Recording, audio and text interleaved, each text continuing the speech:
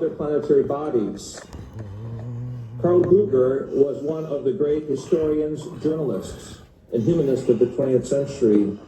It is very important for each of us to try to get in contact with his teaching, his legacy, because it forms the connecting link between the Indian peoples, the earlier Atlantean-type peoples, or what is called in Central America the Atlans, the great giants who were blonde, and the European peoples to show a connecting bridge between civilizations and centuries.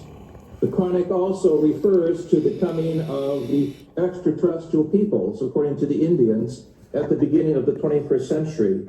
Due to the misuse of science, the destruction of the planetary environment, the imbalance of knowledge, what we call Western civilization, the Untergang des Auslands, will come to a quick change with the appearance of the star people.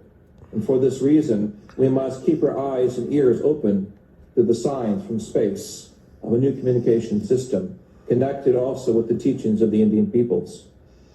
The South American Indians of the Andes recognize UFOs as brothers from the sky who have always been there, who are there today. They are not any more unique than an airliner flying overhead with passengers aboard.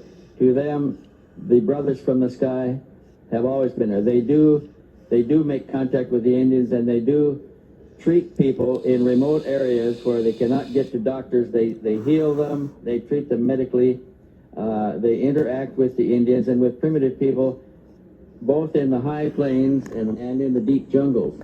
So when we began asking about these brothers from the sky, we discovered stories about these such contacts everywhere. And in the course of one of these stories, we were introduced to an Indian from the upper Amazon. I think his name was Akunta, but I am not sure at the present time, who offered to take us back into a civilization that he came from that was primarily based on a European culture that was transported there or transposed there sometime about the end of World War II.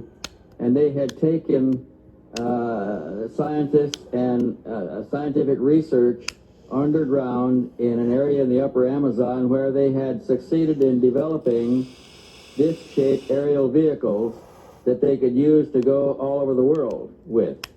The society was, this Indian called the society Akakor.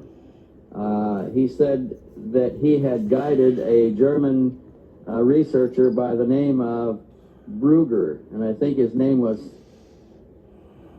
Martin Brugger, B-R-U-G-G-E-R, who was actually taken to the city and was afforded an opportunity to meet with some of the Europeans there. That Indian tribe in that area has many blue-eyed, blonde-haired Indians, and they appear to be descendants of a Germanic a group of people that were taken there sometime in the middle 1940s.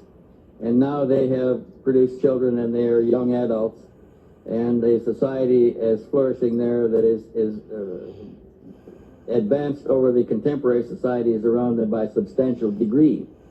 We can take you back there. There is a man who lives in that area. His name is A.J. Gaviard, who will be willing to introduce us to either the Indian that guided Martin Brugger or other Indians from the same tribe who may be willing to take us back far enough to meet some of the members of that society.